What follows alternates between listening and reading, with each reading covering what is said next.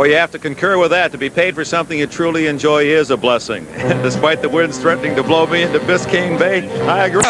Can it grow hair? It can do anything if it puts its mind to it. It doesn't like to travel because its strength is in numbers and you can't get enough Steeler people into the Super Bowl, tickets being limited. But it'll come through. Okay, you crazy man. Bryant? Okay, Mike, I don't know about the terrible towel, but the crying towel figures to be in operation today for defensive backs because with John Stallworth, Drew Pearson, Lynn Swann, and Tony Hill in the game, there'll be at least 2 home run threats on the field at all times. Let's go for another scouting report. Join Dick Enberg and John Brody.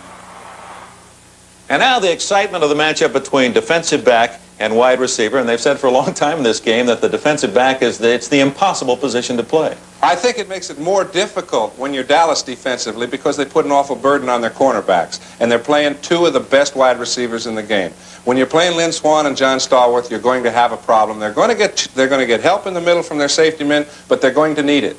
Yeah, with Stallworth and Swann, maybe the best tandem outside in the game of football. 20 touchdown passes caught between those 2 wide receivers. I really think those statistics might be a little misleading.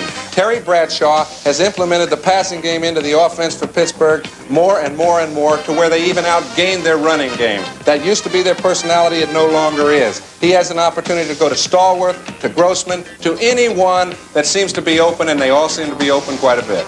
Don't they go after the ball about as aggressively as any set of receivers in the league? Well, I think it's why they throw the ball as effectively, Dick. When they get a chance to have 3 receivers that'll all go for the ball in the middle of the field and it's simply sacrifice time, they have an extra addition to their offense.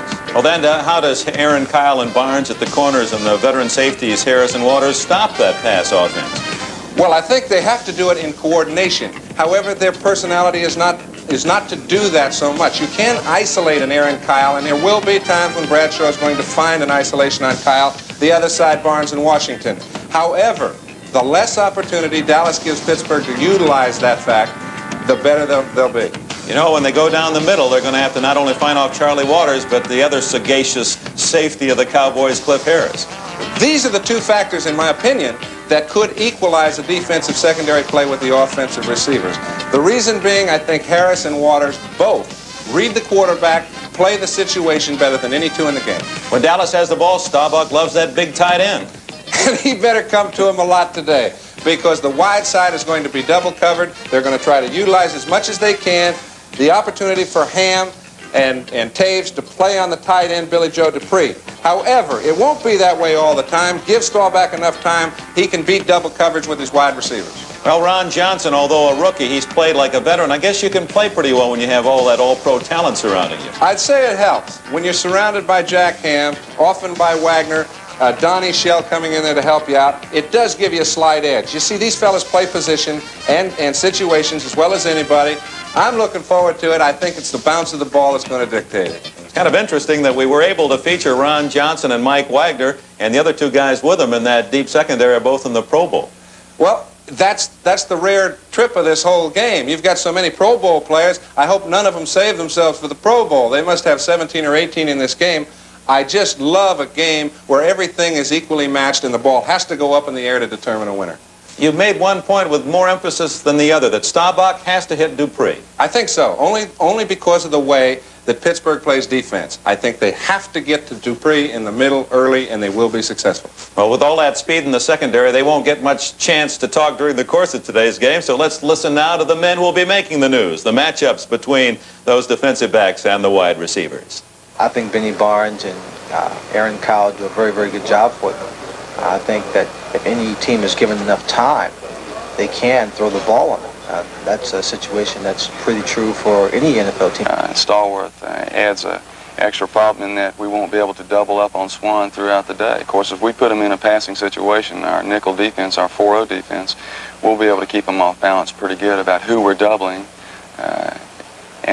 and not really double one man every time. We'll be able to keep them guessing about who will be doubling, but we can't just single in on Swann because Stallworth is such a strong force over there, very balanced passing attack.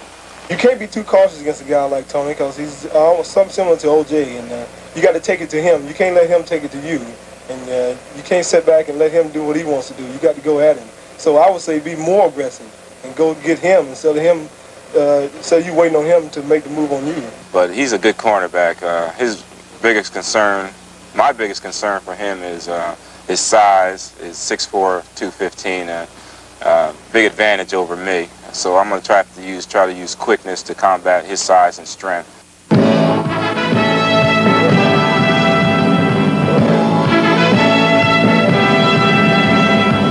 The roof of the press box in the Orange Bowl gives one almost a surrealistic view of this Super Bowl 13. The painting itself, the carpet, the way it has been artfully decorated as part of the scene. And now both clubs are out warming up, the Dallas Cowboys and the Pittsburgh Steelers.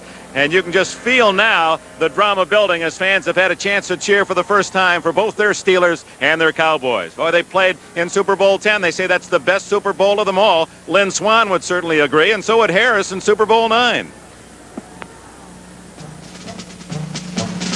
The year was 1975. On January 12th, an icy wind swirled around Tulane Stadium, site of Super Bowl 9, where a veteran Minnesota Viking squad met the young and tough Pittsburgh Steelers, outright conference champions for the first time in their history. Minnesota head coach Bud Grant knew that the steel curtain would have to be neutralized in order to win. But this the Vikings could not do, as Pittsburgh held Minnesota to only 119 yards in total offense.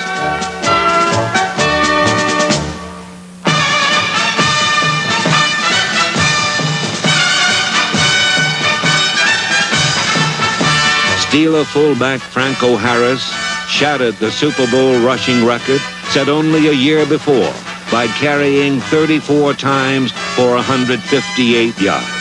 Almost half of his team